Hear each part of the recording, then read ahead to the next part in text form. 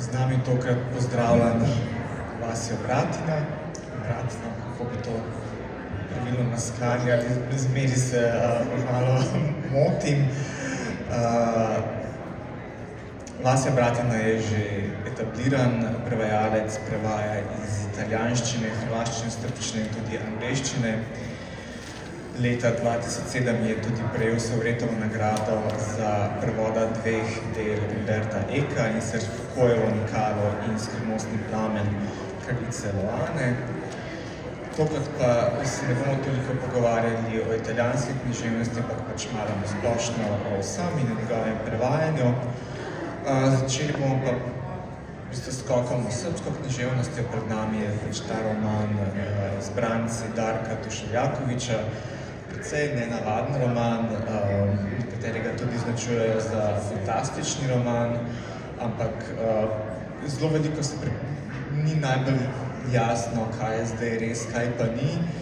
Gre pa predvsem, ena velika tema je pa pač odor teh aplikacij v vsakdanje življenje, kako nam to nekako narekuje naše izbire. Kako bi na kratko sploh, ali pa na dolgo se je praktično vseeno pisali ta roman? Tako, najprej bi rekel par besed o samem avtorju, o pisatelju Darku Duševljakoviču. On spada nekje, je redno to že zdaj srednja generacija, letnih 78, za sabo ima že kar nekaj kilometrine. Prve stvari so bile njegove objavljene nekje na prelomu tisočletij in od takrat redno objavlja ali romane, ali kratke zgodbe, ali kakšne novele, celo neke pesmi in tako naprej. Tako da je v Srbiji precej znan avtor, dobil je tudi že več nagrad nacionalnih. Njegov predprejšnji roman, predtem je dobil Evropsko nagrado, tako da je znan tudi mednarodno. To je pa njegov roman iz leta, mislim da 21, njegov predzadnji roman, ki je pa zelo nenavaden.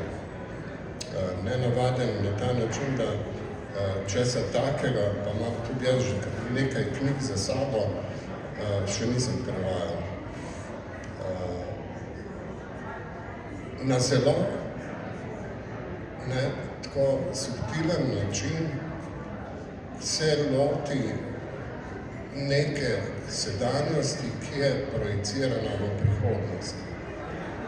Po nekem, rečem, mojem lastnem občutku, se vsebina romana dogaja, rečemo, nekje kakšnih 10-20 let v prihodnosti. Pomakne le malo naprej v prihodnost roman. Tako da marsikaj, kar nekje vidimo v romanu, se nam zdi znano, nam je jasno. Je tako kot zdaj. So pa noter stvari, ki jih danes ni, naprimer, ki danes ni ali pa še ni. Zaradi tega lahko govorimo o nekakšnem distopičnem romanu. O romanu, ki govori o eni določeni distopiji. Če določene stvari, katerih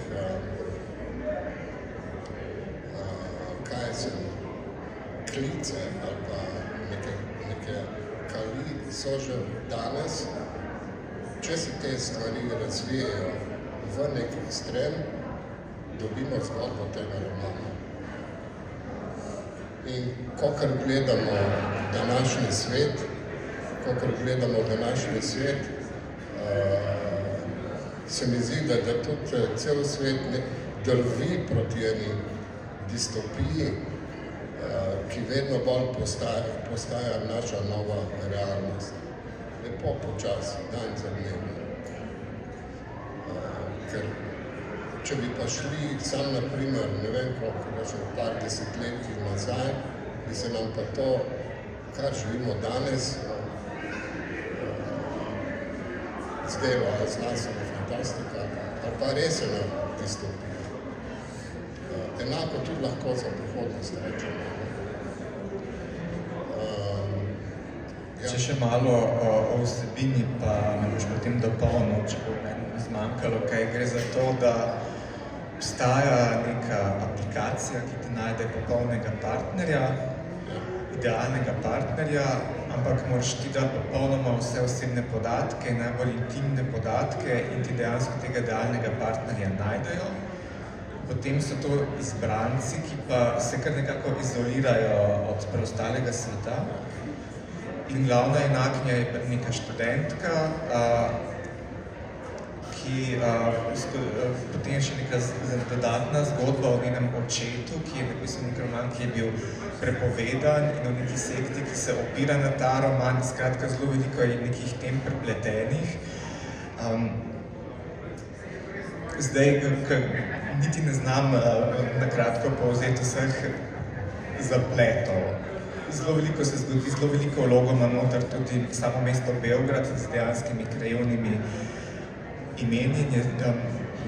Nekako se tudi čuti atmosfero mesta zelo močno noter. Zdaj, vas sem kaj ključnega tukaj le spustil pri tej vsebini. Ja, ker tako osnovna tema romana je na en način občutek povezanosti v družbi in občutek izoliranosti v družbi. Oboje nekje se prepleta skozi roman. In kakor neka tale aplikacija računalniška, ki ti najde idealnega partnerja, kakor ima več uspeha med ljudmi, toliko se začneta kazati dve družbeni skupini. Tisti, ki so našli svojega idealnega partnerja in tisti, ki ga niso, oziroma sploh niso šli uporabiti računalniško aplikacijo, oziroma se temu upirajo. Ti dve skupini se vedno bolj nadaljujeta ena od druge, čeprav živita v istem mestu, čeprav živita v istih naseljih, v istih blokih in tako naprej. In med njimi nastane popolna ločnica. To je ena stvar. Pol samo nadaljne zapletanje in razpletanje zgodbe je pa vedno bolj, bi rekel, nekako fantastično. V glavnem roman je tak, da te kar vleče, stalno te vleče naprej, kaj bo pa zdaj, kako je pa to zdaj skupaj sprav, kako bo pa to razrešil zdaj, se sprašuješ, ko bereš ta roman. Ampak ga zelo elegantno spelje do konca. S tem, da v bistvu pokaže uporaba aplikacije, neuporaba aplikacije in prikaže še tretjo pot, da je možna še tretja različica. In tale glavna junakinja, rečemo nekje 25-30 let staro dekle, ki živi svojo mamo, sama živi svojo mamo, nekje najde to tretjo pot z vsega skupaj. In ta tretja pot nekje povezuje vse skupaj. To je zanimivo. Teza, antiteza, sinteza, nekaj tacega. In glede na to, da recimo, da ti prevajaš italijanščine, angleščine in tudi hrvaščine in srbščine, ali so bili tukaj v tem prevodu oziroma nasploh v prevajanju srbščine ali hrvaščine kakšni posebni prevajalski problemi? Pogosto, kad se govori, da je prevajanje iz teh jezikov enostavno, pa korisni zelo hitro lahko spodrsne. Je bilo tukaj kaj posebnega? Tako je iz teh jezikov, ki so sorodni, je zelo težko prevajati. Ker te zelo hitro lahko zanesejo, pa te zapeljejo kakšne njihove fraze, ali pa kakšne njihovi sklopi besed, ali pa njihov besedni red, ali pa njihova uporaba, kaj se na primer pogojnika, ki je čisto drugačen kot v slovenščini. Tako da je treba zelo paziti pri prevajanju literature iz srbščine in hrvaščine. Verjetno je tudi pa na makedonščini podobno, nekaj tako. Pa si te avtor, recimo sploh Tuševljakoviča, ali ti je to založba predlagala, ali si sam to poiskal, oziroma redno slediš tem književnim krogom? Določenim stvarem sledim, sem pa jaz prevedel že prejšnji Tuševljakovičev roman, zato mislim, za založbo Sodobnost, in sicer z naslovom Vrzel. In že tisti roman me je precej pritegnil, ker je pa postavljen v neko realnost, v neko polpreteklost, tam, kaj sem, druga polovica 90-ih let,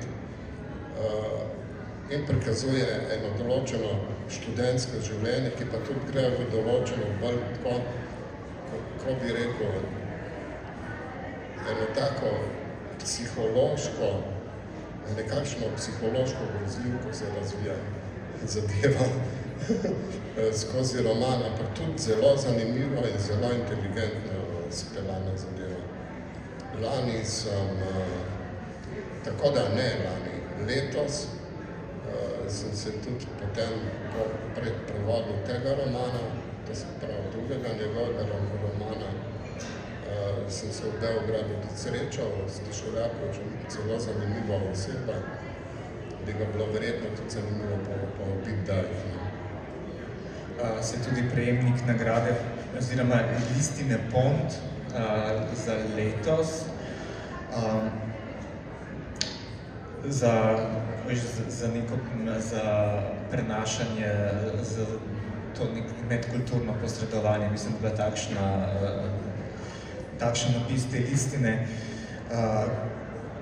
Glede na to, da ti prevajaš iz več jezikov, ali so ti ljubši kakšni kulturni krogi ali avtorji sami po sebi? Zdaj težko bi nekje svojo prevajalsko pot sem nekje začel z postmodernisti.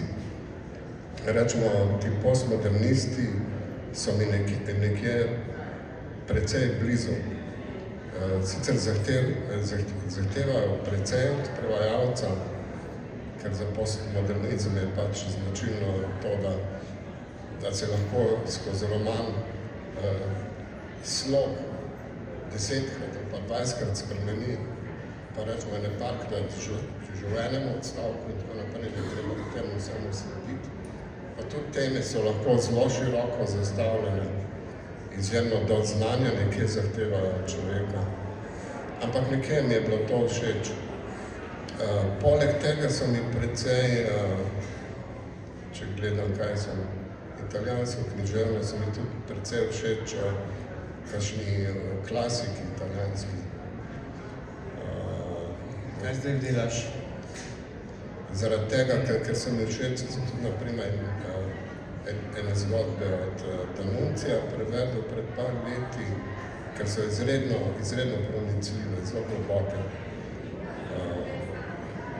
Zdaj trenutno pa prevajam spet dve italijanski avtorici. Zadnje čase se mi precej avtoric nekje javlja nekam, da se hočejo prevesti. In sicer dve klasični avtorici italijanski, ena je, od nje sem že pred kakšnimi 10 leti prevedel en roman, sedaj pa prevajam drugega, in sicer je to Natalija Ginzburg, zelo znana italijanska avtorica 20. stoletja, ki pa je bila v Sloveniji zelo zapostavljena. Sploh ne vem, zakaj se je ni prevajal. Tako da pravzaprav tisti njen roman, ki sem ga pred 10 leti prevedel, Družinski besednjak, je prva prevedena stvar v slovenščino, pa avtorica je svetovno znana. Enako kot kakšna Elza Morante ali pa Italo Calvino in tako naprej. V istem rangu. No, sedaj pa prevajam en drug njen roman. Poleg tega so se pa lotil še malo starejše avtorice, še generacijo 2 starejše, in sicer je to Gracia Deleda. Prevajam njen roman. Ta je bila že nekaj slovenščino prevedena, ustvarjala je pa tam v prvi polovici 20. stoletja. In je dobila tudi Nobelovo nagrado, je Nobelovka, drugače doma Sardinija. Še eno klasično vprašanje so najbrž, se to pogosto sprašujejo, ampak nič ne škodi, če te še enkrat. Glede na to, da si po izobrazbi iz nekaj popolnoma drugega področja, štiri so strojništvo, kako se je potem zgodil ta preskok na književno prevajanje? Ja, meni se je zdelo čisto logično,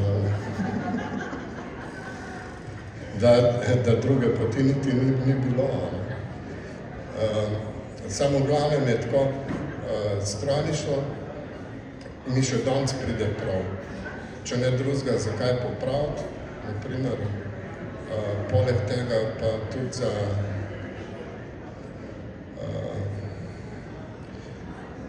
ti tehnični poklici zahtevajo natančnost in če ne drugega te ena taka, bi rekel, tehnična izobrazba nauči točno te natančnosti. In to je, rečem, pri prevajanju zelo pomembna lastnost. Sam ni bilo tako, da bi takoj po študiju strojništva šel prevajati. Jaz sem se vmešal z drugimi stvarmi ukvarjal. In je to pol sledilo logično, ena stvar drugi. Tako da preko, bi rekel, ene taka veselja do, bi rekel, egzaktnih znanosti, kot so na primer fizika, matematika, ki so mi zelo blizu. Preko teh znanosti sem prišel bolj, bi rekel, ene duhovne sfere, kaj je za to matematiko, fiziko, v psihoterapevtsko delo in skozi psihoterapevtsko delo v prevajanju. Vsekakor bi bilo zelo zanimivo enkrat se pošteno pogovoriti o prepletanju literarnih znanj in neliterarnih znanstv, ker pač književni prevajalci moramo naštudirati marsikaj in pogosto tam ravno pri kakšni tehniki ali športu ali orožju dostikrat zmanjka moči in potem iščemo na vse možne kraje rešitve. Skratka, mislim, da smo prišli počasi do konca. Najlepša hvala za ta pogovor. Hvala vam in za predstavitev te izjemne, zanimive in nenavadne knjige. Ja, knjiga je res nenavadna, se vam jo splača prebrati. Take še nisem ne prevajal, ne bral. Tako da vabljeni k branju in seveda tudi k nakupu. Knjige je treba tudi kupiti in podpirati prevajalce in založbe in celoten založniški ekosistem, kakor se pač lepo reče v razpisni terminologiji. Tako da še enkrat hvala. Hvala.